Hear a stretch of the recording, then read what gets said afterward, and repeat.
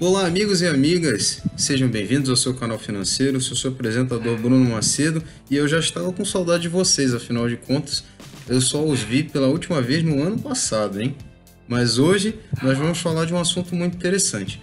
Vamos falar sobre o discurso de posse do presidente Bolsonaro e quais podem ser os reflexos da fala dele na economia, em curto, médio e longo prazo, baseado em tudo que ele falou, né? Em especial sobre a Taurus, que muitos acreditam ser a próxima especulação, novamente, né? Próxima nova especulação do momento. Mas se você é novo por aqui, já deixe seu like, se inscreva no canal, visite as redes sociais que vão aparecer aí na tela para você obter maior conteúdo. E após a vinheta, vamos para o vídeo. Amigos e amigas, espero que vocês tenham festejado, celebrado com suas famílias, com seus entes queridos, né? Quem segue todo esse tipo de ritual aí, espero que vocês tenham se divertido, que vocês tenham curtido bastante, né? Mas, passado esse momento de festa, agora está na hora da gente voltar ao trabalho, porque amanhã, dia 2, já começa a operação na Bolsa e o lucrilhos não pode parar na vida do acionista, tá? Primeiro ponto que eu gostaria de falar de vocês, antes de falar do discurso, é de alguns pontos que antecedem esse discurso que levam a crer que pode realmente ter aí uma especulação a respeito da Taurus, tá? Primeiro, alguns de vocês já devem saber, o Luiz Barsi, aí, o maior acionista, pessoa física do Brasil, ele adquiriu 10,3, vai passar exatamente a fração aqui embaixo, das ações preferenciais da Taurus, ou seja, da FJTA4. Ele fez um comunicado disso a Taurus, está no site das relações com os investidores da empresa, vai ficar o link aqui na descrição, e ele fez esse comunicado porque ele fez um aporte aí, uma aquisição, um importe grande, né? Um aporte grande na empresa. Alguns aí questionaram se foi feito antes, se foi feito há pouco. Bom, isso aí é irrelevante, tá? O que interessa para o mercado é que, para fins especulativos, o Barsi comprou 10% das ações preferenciais da Taurus, tá? Quando e como, não interessa, né? Fica aí o alerta de que ele pode ter comprado da mesma forma que ele comprou, ele pode vender, né? Não se deixe iludir com o fato de que o Barsi comprou é excelente, mas sim é um excelente fator para uma eventual especulação. Esse dado foi divulgado, se não me engano, na sexta-feira, dia 28, né, ou na quinta, acho que foi no dia sexta-feira, dia 28. Então ele ainda não teve chance de ser refletido na economia.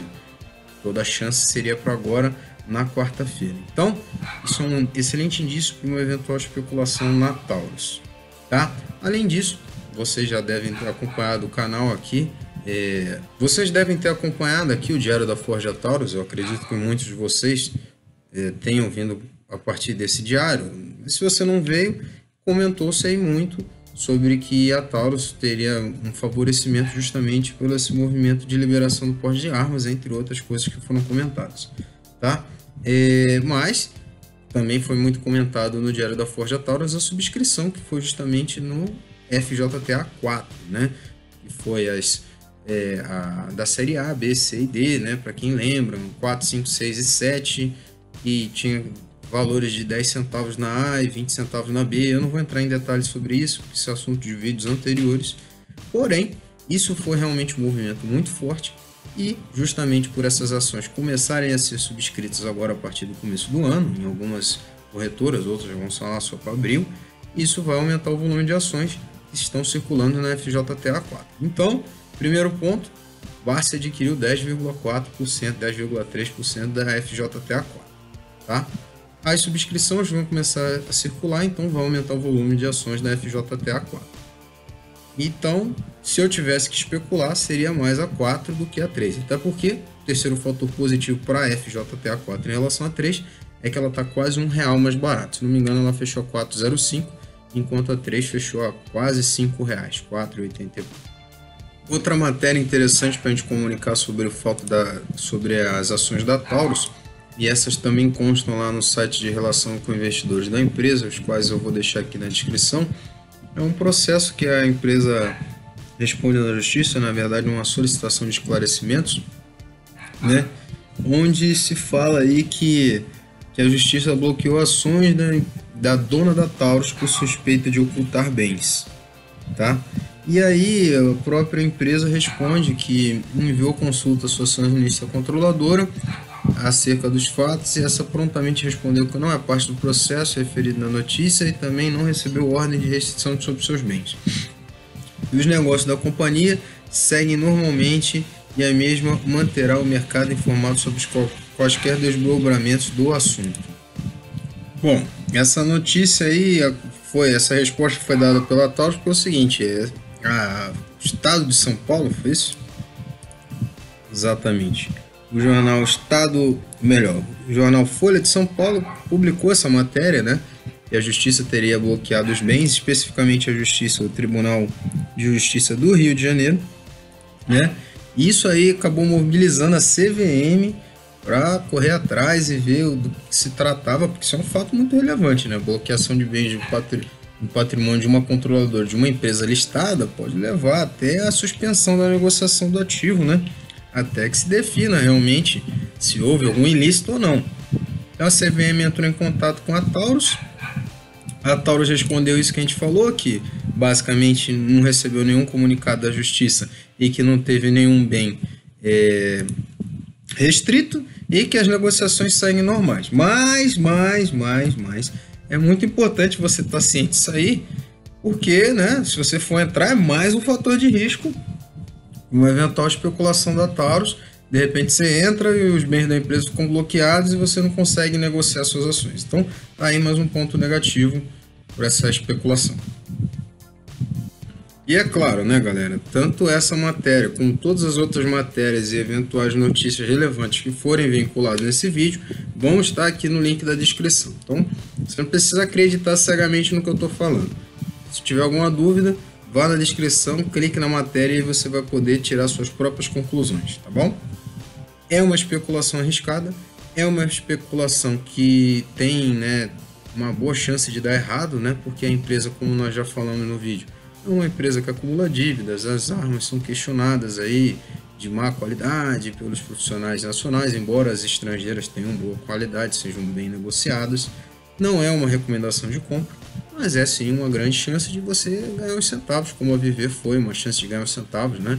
Você não precisa casar com a empresa, mas tem uma chance dela ter uma boa valorização. Contra ela pesa, que a gente já falou, dívidas, recuperação judicial, ela ter dado aquele salto após a confirmação da vitória do Bolsonaro, que deixa muita gente com o pé atrás. Muitos analistas falaram que o preço justo dela é R$5, ou seja, ela não está muito distante disso aí, né? Então não teria muita margem para subir, etc, etc, etc.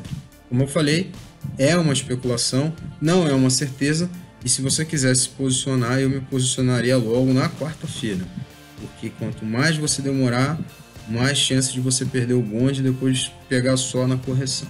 Ou você entra logo, ou você não entra. Se você tiver receio, não entre. Não venha me criticar, porque a ideia é essa, tá? Aqui a gente passa uma dica de algum movimento, mas a gente não dá ordens a ninguém, a gente não manda ninguém fazer nada, e a gente não fica triste nem feliz por as coisas. Eu vi gente, fiquei feliz que se deu mal, ficou triste que se deu mal. Eu só estou comentando as notícias políticas, tá? E vocês têm que tomar as suas decisões baseadas naquilo que vocês acreditam. Se você não acha que isso é válido, basta não entrar.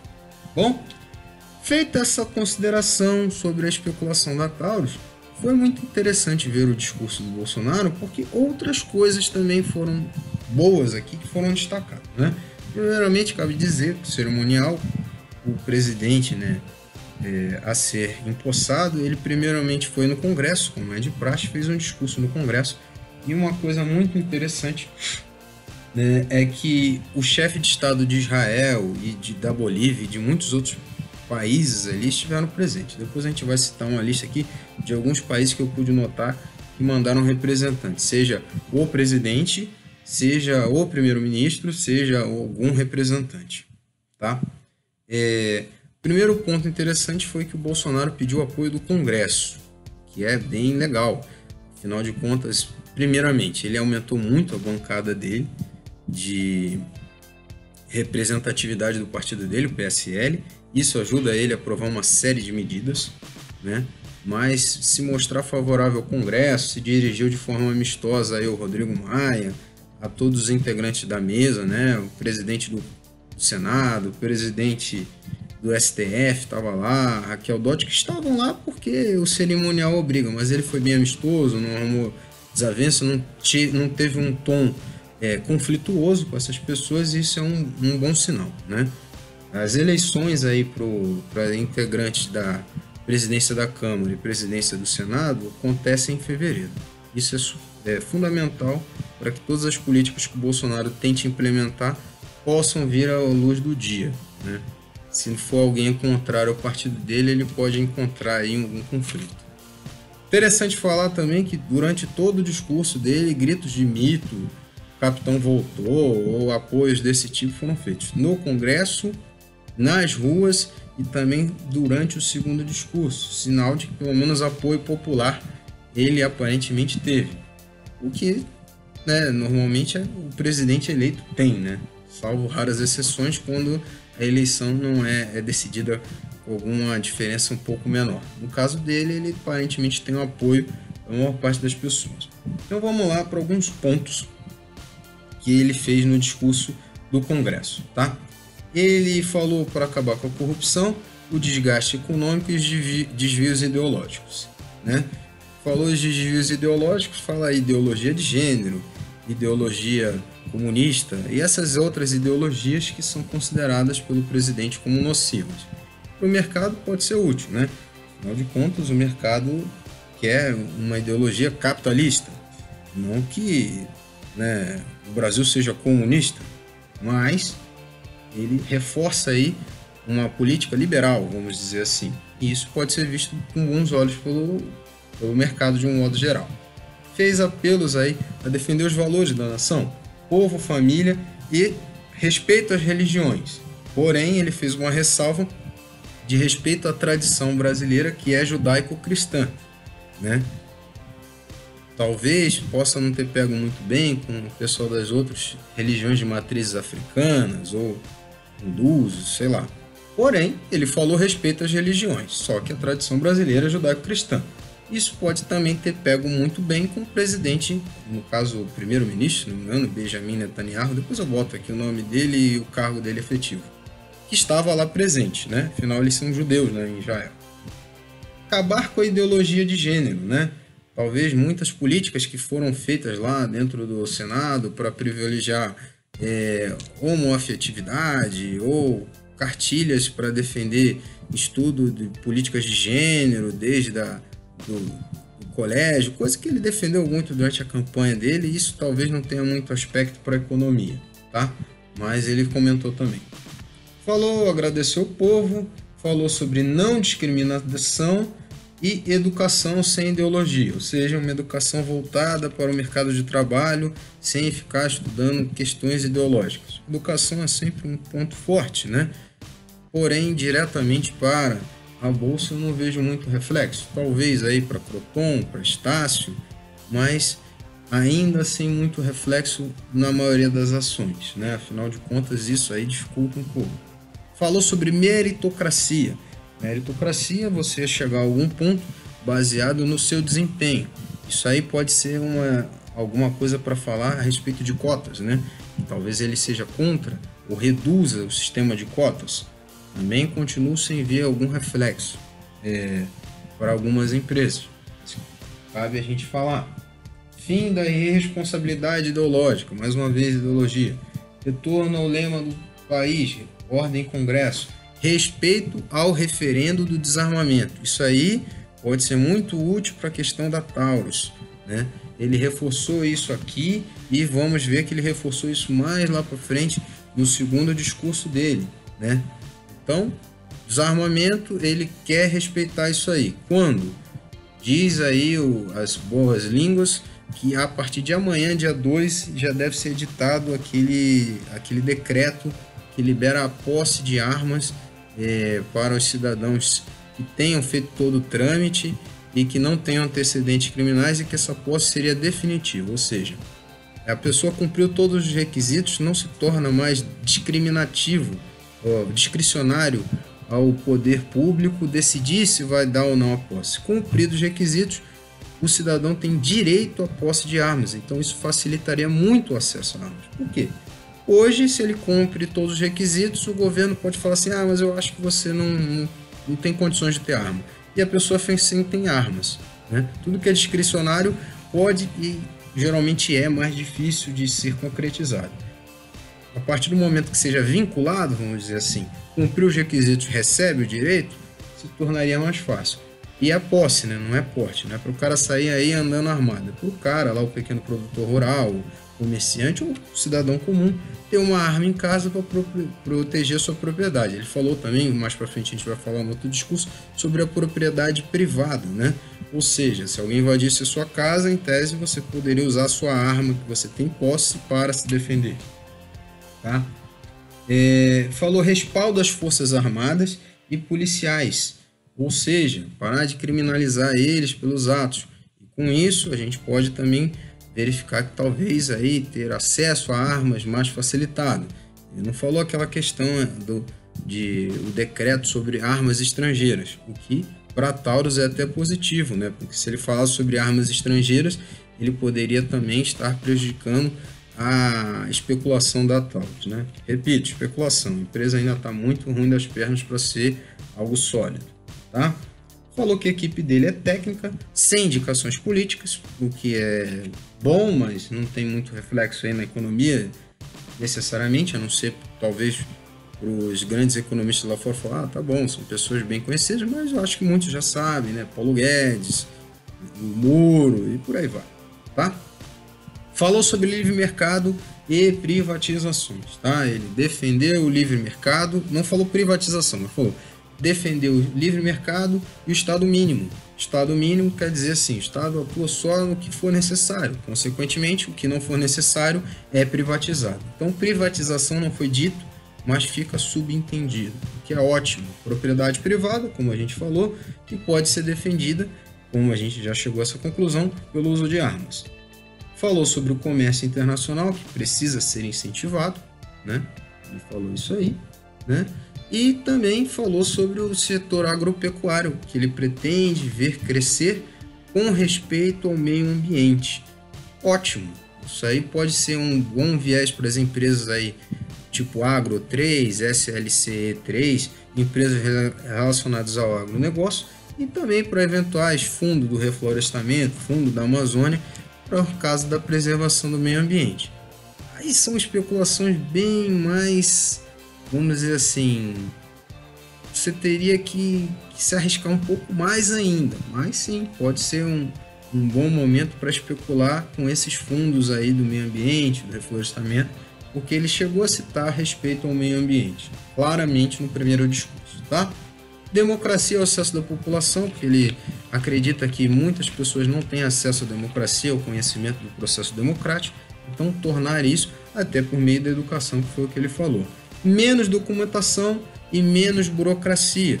Consequentemente, posso ouvir falar em algo, posso pensar em algo relacionado à terceirização, né? Eu posso pensar em algo relacionado à privatização e posso pensar também em algo relacionado aí ao pequeno e médio empreendedor que vai ter a sua vida facilitada, né? Que é ótimo para quem quer abrir sua empresa e também para aquelas empresas de pequeno porte que possam querer entrar na bolsa, né? A gente já falou, 30 IPOs ano que vem. Quanto mais fácil for, mais IPO vai ter. Não falou nada sobre imposto relacionado a ações. Uma pena, né? Mas é algo bem específico. Mas seria interessante uma forma simplificada aí de pagar impostos ou para nós que investimos ou para quem quer realmente abrir uma empresa na bolsa, abrir o capital na bolsa, tá? Falou contra a irresponsabilidade ética e moral e, no caso, né, valores morais, judaico-cristãos, né? E no caso, favorecer uma política externa que seja favorável ao Brasil e não favorável a interesses de ideologias, ou seja, ideologias comunistas, ideologias do PT, resumindo, tá? Que é contra o PT. Ficou claro, não nesse discurso, mas para o povo, depois vocês vão ver que ficou bem claro. Citou a palavra Deus várias vezes e o lema, encerrando o discurso dele, Brasil acima de tudo, Deus acima de todos, né? E é algo que remete ao militarismo, tá? os caras da Globo falaram, esse é o lema do paraquedismo. Desculpa, tá, amigos, mas esse aqui é o lema do militarismo. Eu já fui do quartel, eu me lembro que os 5 dedos da continência, eles têm uma representatividade para o militar. Sinceramente, eu não lembro qual a ordem, mas eu sei que o primeiro era Deus e o segundo era pátria. Se não me engano, o terceiro era povo, honra e família.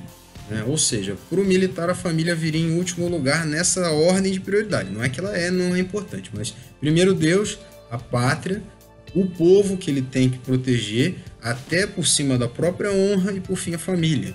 Então ele usou um lema do militarismo, não necessariamente do grupo de paraquedistas, para representar aí o que ele acredita ser bom para a nação. Muitos não vão gostar, porque vão dizer que isso é fascismo, etc, etc, etc. Seja qual for a sua opinião sobre esse é o lema do governo dele, tá? E essa aqui foi nos comentários, tá? O chefe de cerimônias, que é o presidente do Senado, que agora eu não lembro o nome, depois eu boto aí para vocês, ele não foi reeleito, mas ele fez alguns apelos para o presidente falando, tem uma série de reformas aí que você tem que falar, reforma da Previdência, reforma trabalhista, você fazer reformas na Constituição, você tem que respeitar o processo democrático. Aí beleza, mas ele não fala em nome do presidente, só fez aquela ressalva, você quer apoio do Congresso, você tem que respeitar o que a gente combinou, reforma da Previdência, reforma trabalhista, respeitar o processo legislativo, respeitar o contraditório, ou seja, se a gente for contra o que você está falando, você tem que nos respeitar, isso é básico, né? Mas foi feita essa ressalva, embora esse cidadão aí não tenha mais cargo eletivo, perdeu já o direito dele. Bom, aí teve todo aquele procedimento, o presidente pegou o carro, fez a voltinha lá, né?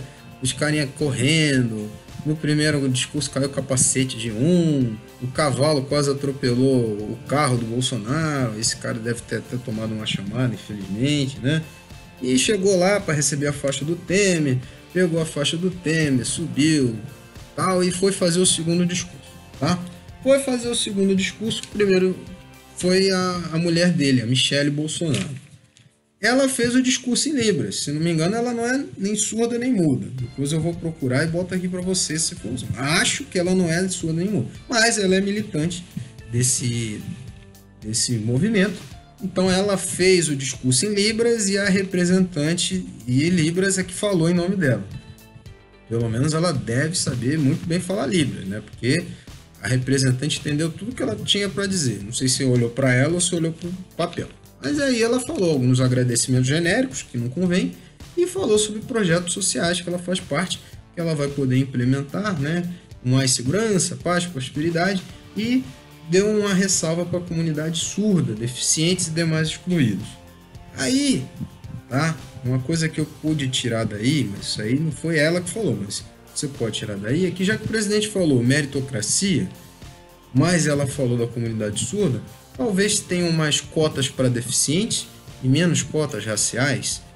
Não sei. Vocês podem aí analisar e tirar a conclusão de vocês, né? Porque se for ver a situação dos deficientes é diferente da situação étnico-racial, né?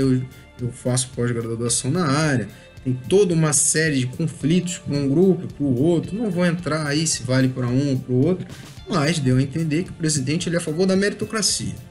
Tá? Porém, a primeira-dama faz projetos para essa população aí, surda, deficiente e tal. Então, pode ser que haja, sim, alguns projetos, algumas cotas para deficiente.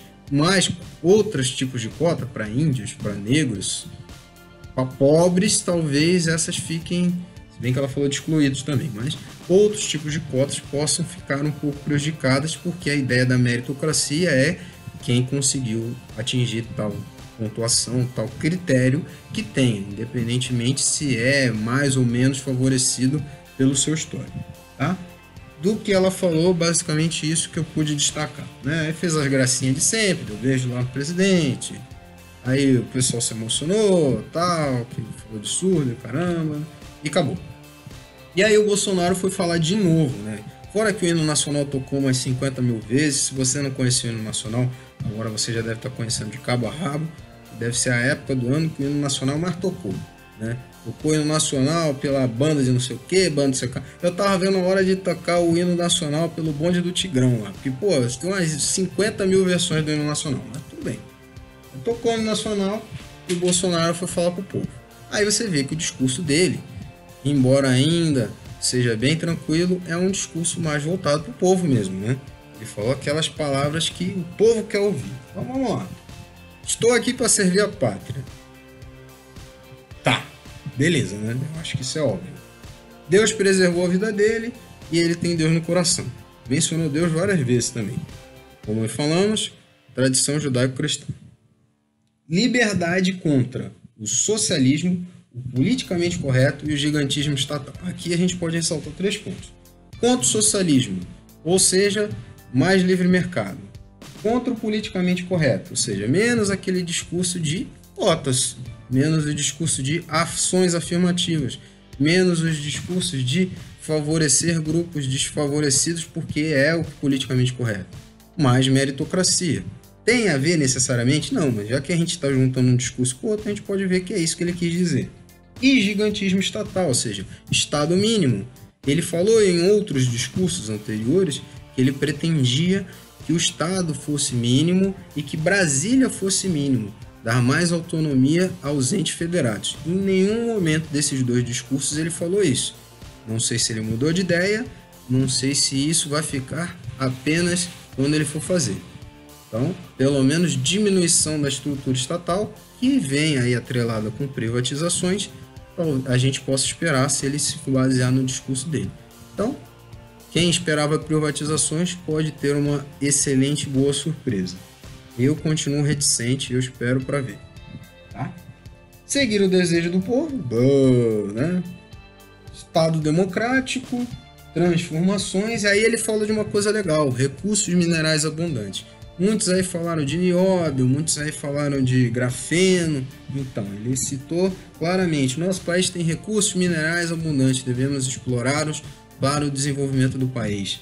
Então, se você aí acredita nessa situação, pode ser uma boa investir nessas empresas aí, tipo Vale, né? Investam em recursos minerais ou outras empresas que possam vir entrar na bolsa que explorem esses recursos minerais, tá? Mas é só o discurso, tá? Não dá para tirar que ele vai seguir tudo que ele fala. Campanha mais barata da história, ou seja, o compromisso dele aí com a transparência, é muito bom. Aí teve a pausa, comoção popular, mito, caramba, 4, beleza. E falou que fez um governo sem conchavos e acertos políticos, com pessoas técnicas que ele pôde colocar. E a gente pode ver, né? Paulo Guedes, o Onyx, o próprio Sérgio Moro e o da Ciência e Tecnologia lá, que é aquele coronel lá, esqueci o nome, vou botar aqui, coronel da Aeronáutica. Então, realmente, pessoas técnicas, pessoas gabaritadas, isso é excelente, isso é bem visto pelo mercado internacional. Então, independentemente de você concordar com o viés deles, você está investindo na bolsa, pode ser útil você ter esse tipo de pessoas aí ao seu lado, porque para lá fora você é bem visto, tá? E fim das ideologias nefastas, aquelas que a gente já comentou, né, pessoal? Ideologia comunista, ideologia de gênero, ideologia de partido, tudo isso aí, né? Respaldo aos valores da família, da ética, de morais, combate à corrupção, combate aos favores, ao favorecimento, interesse dos brasileiros, em primeiro lugar, fruto do trabalho, mais uma vez, pela meritocracia. Quando fala meritocracia, cotas ficam aí em segundo plano, mas isso é bom, talvez, para quem é empreendedor. Se você é empreendedor, quer abrir um negócio, quer fazer uma empresa, quer ser acionista de boas empresas, isso é ótimo, porque meritocracia é isso. Que dá lucro, prospera, o que não dá lucro, fica para trás. Isso pode não ser a melhor ideologia, mas é a ideologia que nós, a maioria, trabalhamos, tá? Fim de pedágios e fim de cotas. Pedágios aí não se entendam pedágios de rodovias, eu entendo esses pedágios culturais de reverência a um determinado grupo que foi prejudicado. Não vamos entrar em detalhes, mas seria algo do tipo, vamos pagar para sempre para que esse grupo seja... Tipo, eu nunca tive escravos, vamos dizer assim, mas eu teria que para sempre pagar pelos erros dos meus antepassados. Não vou defender se é certo ou se é errado, mas é mais ou menos nesse sentido que ele defendeu. Tá? Não estou falando o que eu acho, estou falando o que ele apresentou. Tá? Não venham me dizer aqui que não é assim. Eu não estou nem dando minha opinião. Tá bom? Só para ficar claro. Crise econômica, direitos humanos desvirtuados, ideologias e burocracia e Estado grande. Ele quer acabar com tudo isso aí, entendeu? Para acabar com a crise econômica, juntar-se com países sérios. Para virtuar os direitos humanos, parar de criminalizar os policiais e de beneficiar os bandidos, segundo ele. Direitos humanos para os cidadãos de bem. Ele falou isso durante o discurso dele. Fim das ideologias que já comunicamos. Burocracia e Estado mínimo, já falamos aqui.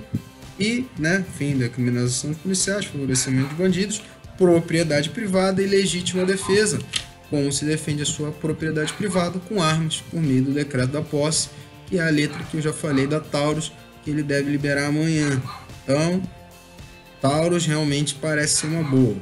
Por quê? Porque por enquanto é a única, Mas ele deu 3 vezes a letra da Taurus, 3 vezes a letra da propriedade privada e da legítima defesa. Investimento na educação básica, talvez aí seja útil para Croton, ser educacional, mas não sei.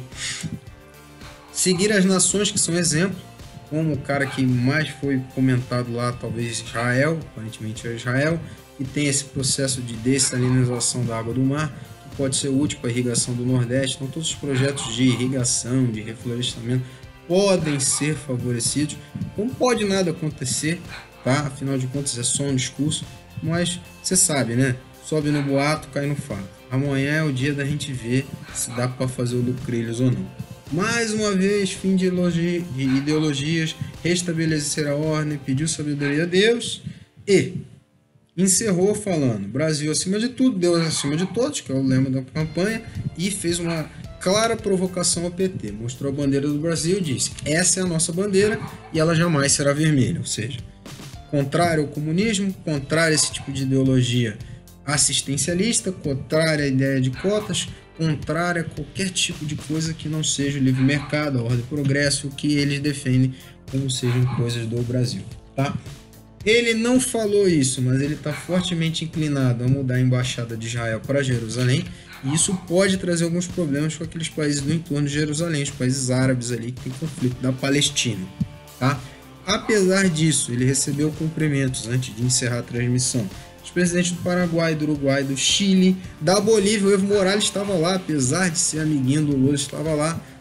Sinal de que o Evo Morales pode baixar a bola dele, ficar mais favorável aí a seguir a ideologia do Bolsonaro e talvez ter menos influência, assim, vamos dizer assim, a ideologia comunista, isso pode influenciar para a Bolívia e talvez alguma coisa que o Brasil dependa da Bolívia, algum gasoduto, aquelas coisas que o Brasil teve problemático, perder algumas coisas da Petrobras para a Bolívia pode ser um bom sinal, ou pode ter ficado no passado e a Bolívia ficar com aquele negócio do gasoduto, tá? Também vieram Cabo Verde, Honduras, Israel, aí veio o primeiro-ministro, aí o Benjamin Netanyahu, eu acho que é primeiro-ministro, vou deixar ele publicado, confirmar, da Hungria, do Marrocos, da Espanha, dos Estados Unidos. Ele mandou um camarada lá que eu nem sei o que é, depois eu boto para vocês, tá?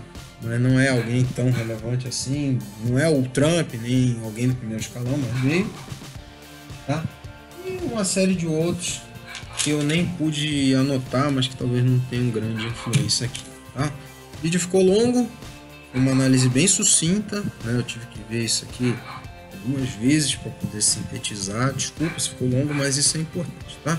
Então, resumindo aí para vocês, tá? Talvez eu deixe até no começo do vídeo para você chegar aqui nesse ponto, se você não tiver a fim de ver toda essa análise, que o Bolsonaro aparentemente aí deu a letra para Taurus, talvez Croton aí por causa da educação, da agricultura, SLCE, Agro 3, empresas relacionadas à agricultura, e basicamente só, porque o resto ficou ainda muito subjetivo. E óbvio, privatizações. Então, todas as empresas aí que estão na eventualidade de serem privatizadas, tirando as dos estados, CEMIG é de Minas, não tem ingerência sobre isso. As estatais que possam ser privatizadas, que pertencem à União, pode pensar aí que já seja um bom momento. Petrobras, não, né? Porque em discursos anteriores ele falou que alguns setores são fundamentais para se manter. Então, nem tudo vai ser privatizado, né? Mas ele pretende sim tornar o Estado mínimo. Pode-se entrar agora numa grande era de privatizações, numa grande era de desburocratização. Se você pretende abrir um negócio, ou se você vê novas empresas, pode ser sim muito favorável para novos IPOs, tá? E após esse vídeo enorme, eu agradeço a todos que viram até aqui ou que viram só essa parte, né? Importante é vocês estarem aqui, que esse canal é para vocês. Agradeço do fundo do coração. Se você é novo, já deixe seu like, se inscreva no canal, visite as redes sociais e aperte o sininho para receber notificações. Visite a descrição aí para você obter aí acesso aos novos produtos do canal, o meu e-book 6 dicas para atingir a independência financeira, a planilha de controle de ativos aí do Divino Júnior, para você manter os seus trades e as suas negociações na bolsa em dia, com sua DARF já calculada, para você só emitir e pagar. Os canais parceiros, Bolsa VaptVupt, do Alexandre Ferreira, e o canal Azul Marinho. E é isso, amigos. Feliz 2019 para quem se liga nessas coisas. Um abraço do fundo do coração e espero nos vê-los muito ainda esse ano e nos anos que virão. Até um próximo vídeo.